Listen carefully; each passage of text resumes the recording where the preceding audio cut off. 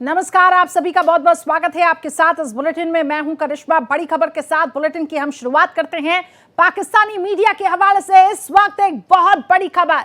भारत के हमले के डर से पाक सेना में भगदड़ है। अब तक 250 सेना के अधिकारियों ने रिजाइन दे दिया है। 4000 से अधिक सैनिकों ने नौकरी ही छोड़ दी। सेना चीफ मुनीर ने अपने परिवार को विदेश अब शिफ्ट कर दिया है। इस वक्त की बड़ी खबर आपको बता रहे हैं।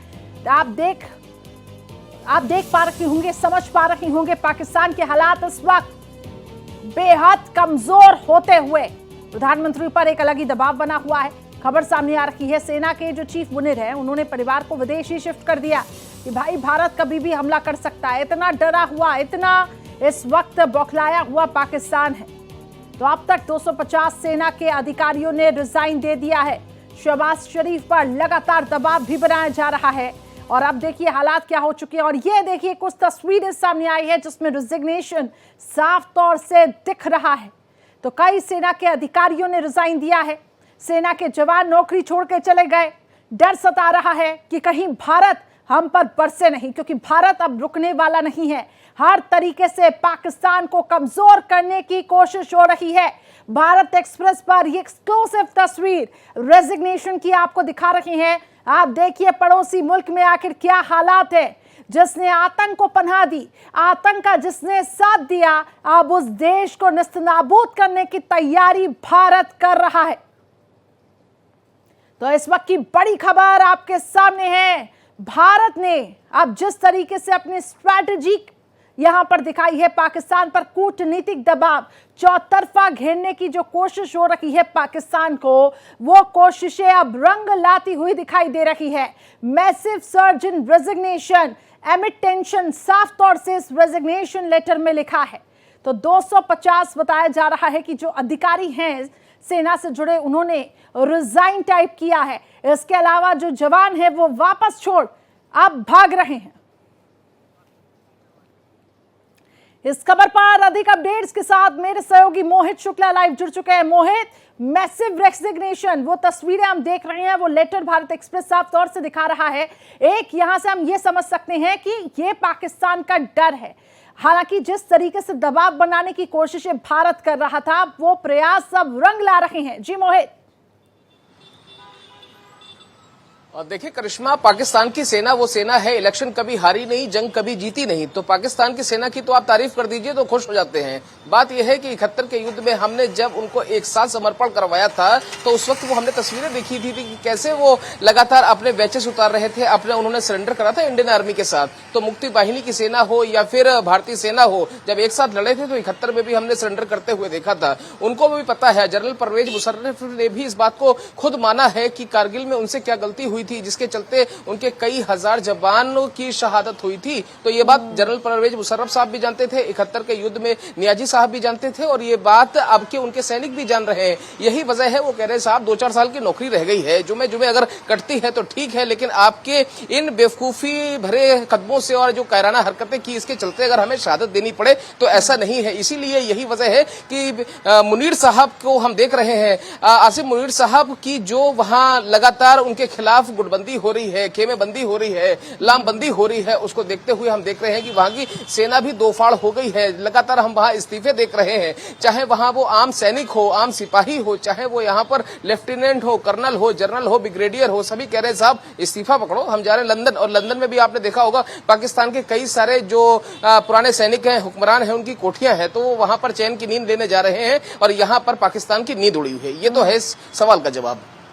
बिल्कुल आपने ठीक कहा कि पाकिस्तान की अब नींद उड़ी हुई है। और ये तस्वीरें देखिए भारत एक्सप्रेस दिखा रहा है कि आखिर किस तरीके से भारत जो कूटनीतिक दबाव डाल रहा था, चौतरफा घेरा यहां पे कर रहा था, पाकिस्तान कमजोर होता हुआ दिखाई दे रहा है। और अब पाकिस्तान के अंदर ही सेना में ही खलबली मची हुई है। 250 से ज्यादा अधिकारियों ने रिजाइन टाइप कर दिया और इसके अलावा सेना के जवानों ने रिजाइन टाइप किया है। तो ये अंदाजा लगाया जा सकता है पाकिस्तान इस वक्त कितना डरा हुआ है मोहित। लेकिन अब मांग ये उठ रही है कि आखिर जिस तरीके से इन आतंकियों ने वहां पे खून की होली खेली, ठीक वैसा ही अंजाम हो। और ये मांग उठ रही है कि आखिर कब। हालांकि प्रयास भारत का कामयाब होता हुआ दिख रहा है, कूटनीतिक दबाव बनाया जा रहा है, लेकिन बस अब मांग यही की जा रही है कि आप स्ट्राइक कर दीजिए और ठीक ऐसे ही इन आतंकियों का खात्मा करिए। और देखिए करिश्मा, वहां का हालात ऐसे हो गए हैं जो हमें समझने पड़ेंगे, और हम तो बखूबी समझ रहे हैं, पाकिस्तान के लोग भी ये समझ रहे हैं कि दरिया में पानी नहीं है, सैनिकों पर जवानी नहीं है। आखिरकार बूढ़े शेरों के माध्यम से तो लड़ाई नहीं होती है ना। जो बूढ़े शेर हैं आखिरकार वो कैसे लड़ेंगे? दरिया वहां पर पहले सूख गया था, उसके बाद वहां पर पानी की बाढ़ आ गई, डुबो डुबो के मारा जा रहा है उनको। समस्या ये है कि वहां के सैनिक भी इस बात को समझ रहे हैं। आपको पता है वहां कई सारी ऐसी कोर थी, उनमें आपको पता होगा 2016-17 में विद्रोह भी हुआ। वो ये कह रहे थे कि साहब हमारे पास तो देने के लिए पैसे नहीं है। जो वहां की इन्फेंट्री है, कई सारी उनकी ब्रिगेड ऐसी थी, जैसे मजीद ब्रिगेड हो, दूसरी ब्रिगेड, उन्होंने ये आपको पता होगा विद्रोह छेड़ दिया था। उन्होंने कहा था कि साहब हमारे पास तो देने के लिए पैसे नहीं, हमारी पेंशन नहीं मिल रही है। तो लेकिन यही वजह है कि भारतीय जो हुक्मरान है, भारतीय सेना है, उनका मनोबल काफी बढ़ा हुआ है। और आप समझिए कि पाकिस्तानी सेना लगातार अब एक तरह से विद्रोही गतिविधियां भी अपना रही है, और वो विद्रोही गतिविधियां देखकर ही पाकिस्तान के हुक्मरान परेशान हैं। यही वजह है कि उन्होंने तुर्की से मदद मांगी है, उन्होंने अपने पापा यानी कि चाइना से भी मदद मांगी है। सूत्र ये बता रहे हैं कि वहां पर हरकुलिस के विमान लैंड हुए हैं, जिसमें सूत्र ये भी बता रहे हैं कि कई सारी युद्ध सामग्री भी भेजी गई है। अब ये कितनी इस बात में सटीकता है, सच्चाई है, ये बाद में स्पष्ट हो पाएगा। लेकिन वहां पर हरकुलिस विमान उतरे थे, जिसमें चाइना ने कुछ घातक मिसाइलें, कुछ तुर्की ने अपनी तरफ से सैन्य सामग्री वगैरह भी भेजी हुई है। और ऐसा तब हो रहा है जब वहां पर एलओसी पर हाई अलर्ट है। बिलावल भुट्टो जो कल तक ये कह रहे थे कि हमारे वहां दरिया में पानी नहीं बहेगा और हिंदुस्तान में खून बहेगा, तो अब ऐसा लग रहा है कि वहां पर O positive, B positive, AB positive सारे ब्लड ग्रुपों की कमी होने वाली है, क्योंकि उनको पता है कि उनकी सैनिक अपनी शहादत देने वाले नहीं है। परवेज मुशर्रफ के चलते कारगिल में अपनी जान दे दी। 71 और 65 के बेवकूफी वाले और कायराना जो उनके डिसीजन थे, उनके चलते उन्होंने अपनी शहादत दे दी। तो उनको भी पता है कि साहब हमारा ब्लड मत लो, जो करना है आप खुद करो। यही वजह है कि पाकिस्तान नंगा, भिकमंगा, भुखमरा और आप समझिए मतलब वर्ल्ड लेवल पर वो एक्सपोज भी हो रहा है। मैं लगातार कह रहा हूं 2018 में एफएटीएफ की ग्रे लिस्ट में उसको डाल दिया गया था, 2022 में एफएटीएफ की ग्रे लिस्ट से उसको बाहर किया गया। डर तो इसी बात का है ना। सैफुल्ला कसूरी ऐसे ही थोड़ी कह रहा है कि साहब हमने तो ऐसा कोई हमला नहीं किया। टीआरएफ वाले कह रहे हैं कि हमारी वेबसाइट हैक हो गई थी, उसके बाद ये हमारी तरफ से ये जिम्मेदारी ले ली गई। उनको भी पता है, पाकिस्तान के तमाम हुक्मरान ये जानते हैं कि अगर हिंदुस्तान ने, और होगा भी, आप देखिए ऐसा नहीं कि हमने पाकिस्तान को सबूत नहीं दिए, डोजियर नहीं सौंपे, तो उन्हें पता है कि हिंदुस्तान ने सबूत दे दिए। अमेरिका साथ में खड़ा है, तो सारे यूरोपियन कंट्रीज साथ में खड़े हैं, वैश्विक समर्थन भारत को मिल रहा है। इस बार अगर कहीं बड़ी मुश्किल से तो हम ग्रे लिस्ट से बाहर आए, लेकिन इस बार अगर ब्लैक लिस्ट में पड़ गए तो आईएमएफ वाले कटोरे में भीख भी नहीं रखेंगे और ना ही वर्ल्ड बैंक वाले कर्जा देंगे। तो आप समझ लीजिए डांटा और आटा की वहां पर ऐसी कंगाली होगी कि आप देखना कि सारे अर्नल जनरल फिर लंदन और विदेशों में भागते हुए नजर आएंगे। और यही खबर भी मिल रही है कि परिवार को विदेश शिफ्ट कर दिया गया है, क्योंकि वो डर और वो भय साफ तौर से दिख रहा है। अब बयान तो बड़े बड़े दे रहे हैं, परमाणु हमला हम कर देंगे, हम पूरी तरीके से तैयार हैं, लेकिन देखिए वो डर कितना ज्यादा है कि आप अपने परिवारों की सेफ्टी के बारे में सोच रहे हैं, क्योंकि आपको डर है कि कहीं भारत किसी भी समय ऐसी खबर न सामने आए कि आप रात में सोए सुबह उठे और ये खबर सामने आए कि पाकिस्तान का एक हिस्सा तो भारत ने बर्बाद कर दिया। हालांकि कोशिश यही की जा रही है, लेकिन जो संदेश बार बार देने की कोशिश हो रही है मोहित, चाहे आर्मी की तरफ से भी हो, भारतीय आर्मी की तरफ से भी हो, नेवी की तरफ से भी हो, कि हम मिशन के लिए तैयार हैं। प्रधानमंत्री कहते हैं कि हम बची खुची जमीन भी आपसे ले लेंगे, आपके वजूद को हम खत्म कर देंगे। इशारा क्या पीओके की तरफ है? देखिए करिश्मा, पाकिस्तान का हालात कैसे हो गए हैं आपको भी पता है कि बर्बाद गुलिस्ता करने को एक ही उल्लू काफी है। अंजाम गुलिस्ता क्या होगा, यहाँ हर शाख पे उल्लू बैठा है। तो पाकिस्तान के जितने हुक्मरान हैं, चाहे वो ख्वाजा साहब हों, चाहे आसिम मुनीर साहब हों, चाहे वो इशक डार साहब हों, हर एक डाल पे उनके उल्लू बैठ चुका है। इस्लामाबाद वाले, कराची वाले, फैसलाबाद वाले, एबटाबाद वाले, हर कोई परेशान है। उनको भी पता है कि आखिरकार ये हमने कर क्या दिया है। और आपने तो वहां रक्षा मंत्री का बयान सुना होगा ना, ऐसा तो नहीं, हमने सबने सुना है। वो कह रहे 30 साल तक तो हमने पाला पोसा है आस्तीन के सांप, और सांपों को आस्तीन उन्होंने लंबी कर दी, उसके बाद वो आस्तीन वाले सांप निकल के ऐसे कर रहे हैं, डस लेंगे। यही वजह है कि वो परेशान है। मोहित बने रहिए हमारे साथ। पाकिस्तान में बेचैनी समझी जा सकती है। इस वक्त मेरे साथ विंग कमांडर आलोक शर्मा जी, जो कि रिटायर्ड, जुड़ चुके हैं। आलोक साहब जी, बहुत स्वागत करती हूं सर आपका मैं। लेकिन जो खबर सामने आ रही है कि पाकिस्तान में तो रिजाइन का दौर शुरू हो चुका सर। खबर ये है सैनिक छोड़ के भाग रही है, डर लग रहा है कि कहीं भारत हमला न करे, और ये जो दबाव है जो भारत की ओर से डाला जा रहा है, ये कामयाब होता हुआ दिख रहा है। जी सर।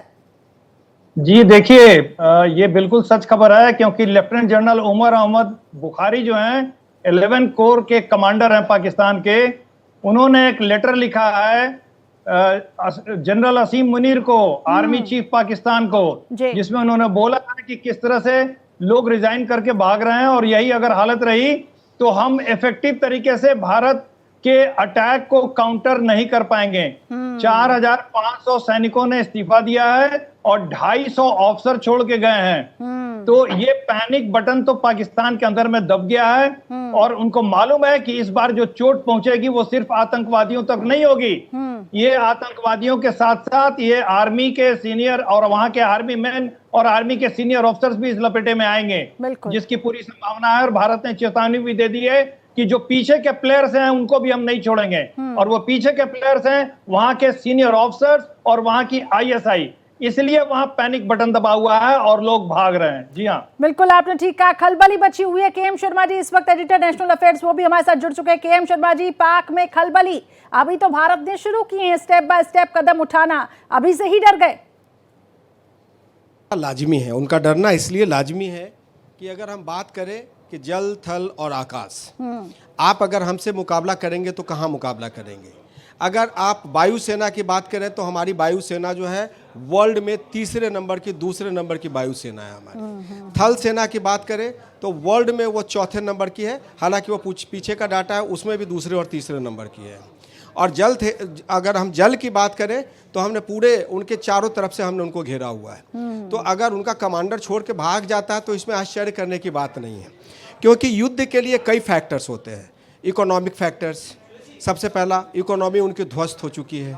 उसके बाद अगर हम बात करें तो सामयिक तौर पे उनको जो फॉरेन अफेयर्स की बात करें तो फॉरेन अफेयर्स में कोई भी आदमी उनको हाथ डालने को सीधे तौर पे तैयार नहीं है, क्योंकि जो भी हाथ डालेगा उसका मैसेज ये जाएगा, WTO की बात करें या UNGA की बात करें या FTA की बात करें, मैसेज ये जाएगा कि आतंकवाद के समर्थक हैं। ऐसा नहीं है कि भारत आतंकवाद का एक पहला निशाना बना है। फ्रांस का क्या हुआ, अमेरिका का क्या हुआ, इजराइल और ईरान में क्या हुआ है, साउथ ईस्ट में क्या हो रहा है, सब जगह लोग आतंकवादी गतिविधियों से परेशान हैं। उनके चेहरे बदल जाता है, उनका नाम बदल जाता है, कहीं पे ISI हो जाता है, कहीं पे लश्कर तैयबा हो जाता है, कहीं पे TRF हो जाता है। अब सवाल ये है कि आप अपने सेना को सपोर्ट करने के लिए कितने सक्षम हैं। तो जो जानकारी डिफेंस कम्युनिकेशन की जानकारी जो आ रही है, इस पे आधिकारिक तौर पे नहीं, लेकिन डिफेंस कम्युनिकेशन की जो जानकारी आ रही है कि अगर पाकिस्तान की सेना को, भारत को अगर ठोकना हो तो 3.5 दिन बहुत है।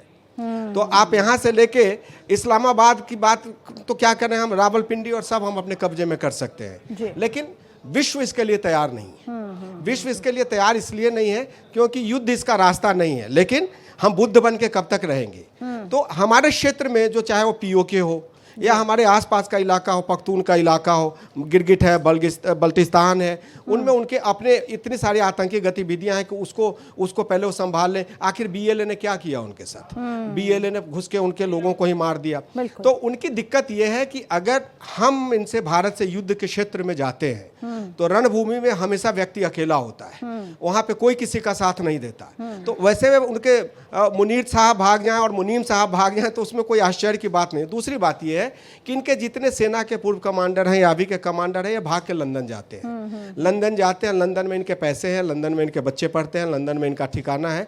तो जाहिर सी बात है कि उनको ये पता है युद्ध कब शुरू होगा, भारत किस रूप से युद्ध करेगा, लेकिन उनको परिणाम मालूम है कि परिणाम क्या होगा। परिणाम ये है कि वही बात है कि जुगनू ने फैसला किया कि चांद को हरा देंगे। तो ऐसा तो नहीं हो सकता कि पाकिस्तान ये कभी सोच लेगा कि हम भारत को हरा देंगे। तो उनको अपना परिणाम निश्चित दिखता है और इसके लिए अगर वो भाग रहे हैं तो इसमें आश्चर्य करने की जरूरत नहीं है। खाने के लिए आटा नहीं है, जी जी जी, उनके पास पैसा नहीं है, हमने पानी भी बंद कर दिया। तो ऐसे में वो भागेंगे ही, भागना उनका लाजमी है। ठीक, बिल्कुल आपने ठीक इसको ब्रीफ किया है। और हमारे साथ जो रक्षा विशेषज्ञ है, जी सर आप कुछ कहना चाहते हैं? आलोक साय सर, और ये सवाल यही था मेरा कि युद्ध में देखिए नतीजे पहले से ही पता है, ये पता है कि आप हमेशा देखा जाता है कि आप रिएक्ट ना करके आप रिस्पॉन्ड कर रहे हैं, फिर भी सामने वाला आपसे इतना डरा हुआ है। जी सर आप अपनी बात रखना चाहते थे? जी मैं आपको बताना चाहता हूं कि भारत के पास ऑप्शंस कितने खुल गए हैं अब। एक तो ये जो LOC की सैंक्टिटी खत्म हो गई, शिमला समझौता पाकिस्तान ने ही रद्द किया है, अपने पैर पे उसने खुद कुल्हाड़ी मारी है। इसका मतलब कि अब LOC की सैंक्टिटी भारत और पाकिस्तान नहीं मानेंगे। तो ये हमारे लिए अच्छा है, हम तो खुद LOC को नहीं मानना चाह रहे थे और पाकिस्तान POK को हम लेना चाहते हैं, तो वो रास्ता हमारे लिए खुल गया। अब जब LOC का पर रास्ता खुल गया, LOC जब एक्टिव हो जाएगा, दोनों तरफ से सेनाएं आएंगी, तो पाकिस्तान वहां पर डिप्लॉयमेंट कहां से करेगा? वो अपने पश्चिमी छोर पे जो उसके सैनिक हैं वहां से उसको हटाना पड़ेगा। वहां पर पहले से ही बलूचिस्तान लिबरेशन आर्मी एक्टिव है, जो पाकिस्तानी सेना उसको अभी झेल नहीं पा रही है। उसके ऊपर से आपको वहां से सेना और हटानी पड़ेगी। आपके रिश्ते अफगानिस्तान से बहुत खराब हो गए हैं, वो घुस करके आपके चौकियों पर मार रहे हैं आपके सैनिकों को, और आपको वहां से सैनिक और कम करने पड़ेंगे क्योंकि अब एलओसी खतरे में है। तो पाकिस्तान की हालत बहुत बुरी होने वाली है। पाकिस्तान अभी इंडिया को संभालेगा कि बलूचिस्तान और अफगानिस्तान को संभालेगा, उनके बहुत बुरे दिन आने वाले हैं। दूसरी बात, जो इन्होंने वायु सीमा रोकी है कि उसके एयर स्पेस से जहाजों को नहीं जाने देंगे, तो अब बहुत जल्दी ही आप देखेंगे कि उनका जो सी रूट अरेबियन सी में वो हम ब्लॉकेट कर देंगे, तो कहां से जाएंगे? उनका पूरा ट्रेड एंड कॉमर्स जो है सी रूट का पूरा बंद हो जाएगा। ये पूरा भारत इंडियन नेवी के हाथ में है। ये पूरे हमारे क्षेत्र से होके इनको जाना होता है। बिल्कुल। तो हमने जहां ब्लॉकेट किया इनका सी रूट, हाहाकार मचेगा वहां पर ट्रेड एंड कॉमर्स में। आप देखते जाइए अभी क्या होने वाला है। जी सर, लेकिन एक चीज मैं समझना चाहूंगी, और ये सवाल मेरा केएम शर्मा सर आपसे भी रहेगा, क्योंकि चीन की हम बात कर रहे हैं, क्योंकि निवेश, जैसा मोहित भी बता रहे थे कि चीन ने अधिकतर निवेश पाकिस्तान में किया गया है, बंदरगाहों में जिस तरीके से वो डेवलप करता जा रहा है। ऐसे में चीन ने भी इस हमले की निंदा की है, लेकिन क्या एक डिप्लोमेटिक रवैया अपनाया जा सकता है? और पाकिस्तान क्या इसी के ही बूते अब तक इस तरीके के बयान दे रहा था कि हम पूरी तरीके से तैयार हैं, परमाणु हमला हम कर सकते हैं? जी आलोक साय जी, पहले आप बताइए। जी देखिए, इसमें कोई शक नहीं है कि चीन ने थोड़ा समर्थन किया पाकिस्तान का, क्योंकि चीन को एक मौका मिला है पाकिस्तान में फिर अपने जड़ें मजबूत करने का। जो वो हो रहा था, धीरे धीरे उसके पैर धीरे धीरे उखड़ रहे थे, ये एक मौका मिला है। तो चीन अकेला एक ऐसा देश है जिसने खुले रूप से पाकिस्तान के समर्थन में बयान दिया है कि भारत पाकिस्तान के बीच में युद्ध नहीं होना चाहिए, और हम जो है वो एक मीडिएशन के थ्रू इसको कर सकते हैं, और चीन हमेशा खड़ा रहेगा आपके साथ में। तो और थोड़ा सा इनडायरेक्ट रूप से तुर्की उनको साथ दे रहा है। तो यही दो चीजें हैं, लेकिन इसके लिए भारत को घबराने की जरूरत नहीं है। भारत इसमें सक्षम है पाकिस्तान से निपटने के लिए। जी हाँ, ठीक है। केएम शर्मा जी, इसको आप किस तरीके से डिकोड करेंगे, चीन के डिप्लोमेटिक नीतियों को, उसके रवैये को?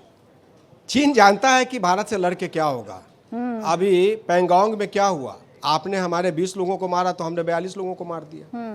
तो आप तो बहुत ताकतवर थे, लेकिन आपने एक कैजुअलिटी की, हमने 2 कैजुअलिटी कर दी।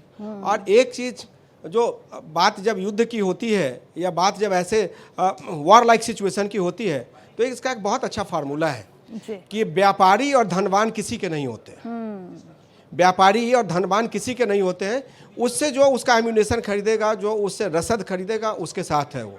जब पाकिस्तान के पास पैसा ही नहीं है तो वो रसद खरीदने के लिए और उनसे एम्यूनेशन खरीदने के लिए चीन से उधार मांगेगा ना।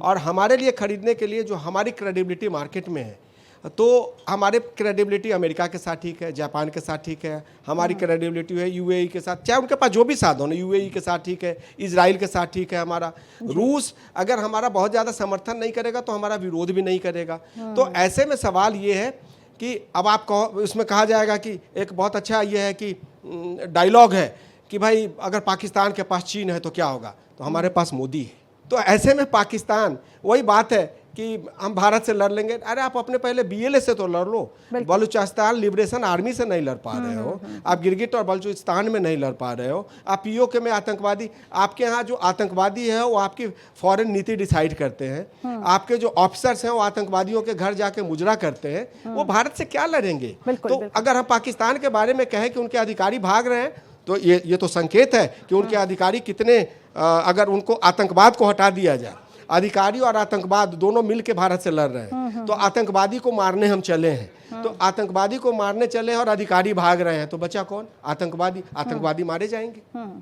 बिल्कुल आपने ठीक कहा, और ये कायरता की निशानी। इसलिए कहते हैं कि जो आतंक को समर्थन कर रहा है वो भी एक कायर है, और ये पाकिस्तान ने साबित कर दिया है। मोहित, आप तो लोगों के बीच में हैं, लोगों का अब तक क्या रिएक्शन निकलकर सामने आ रहा है?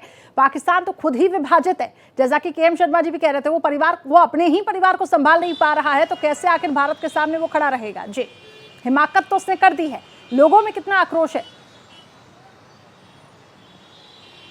देखिए करिश्मा, जब बलूचिस्तान लिबरेशन आर्मी यानी कि बीएलए ने जब ट्रेन पर अटैक करा तो 4 दिन लग गए पाकिस्तान की सेना को वहां से रिटेलिएट करने के बाद 4 दिन लग गए कि वहां अपने सैनिकों को छुड़ा लाए। उसके बाद भी उन्होंने कहा कि कैजुअलिटी नहीं हुई, और जबकि बीएलए कहते रहे कि भैया मारा है, ठोक ठोक के मारा है। तो सच्चाई ये है कि जब आप बीएलए वालों से लड़ नहीं पा रहे हैं और आप बात कर रहे हैं, आप सपने देख रहे हैं कि भारत के खिलाफ आप जिहाद करने के, आप भारत के खिलाफ युद्ध करने के है, ये हो सकता है आपको थोड़ा बहुत कहीं से ओवरडोज मिल गया हो, हल्का सा कोई पावर नैप आपने ले ली हो, कोई डोज मिल गया हो। वो इसलिए क्योंकि कल ही सूत्र हमें ये बता रहे हैं, कल 27 तारीख थी, कल वहां पर तुर्की का C-17 और चाइना का हरकुलिस विमान है, वहां पर ऐसे टोटल 6 विमान उतरे जो इस्लामाबाद और कराची में उतरे। वहां पर कुछ सैन्य सामग्री और रसद वगैरह की सहायता तुर्की और चाइना की तरफ से थोड़ी सी भिजवाई गई। लेकिन चाइना को पता है कि वो छद्म युद्ध तो कर सकता है खुल के, अगर वो पाकिस्तान का साथ देगा तो भारत भी उसके साथ ट्रेड वॉर जरूर करेगा, जिसका चाइना को हमेशा से इस बात का खतरा सताता रहता है, क्योंकि चाइना का अधिकतर बिजनेस भारत के साथ ही। हमने डोकलाम देखा,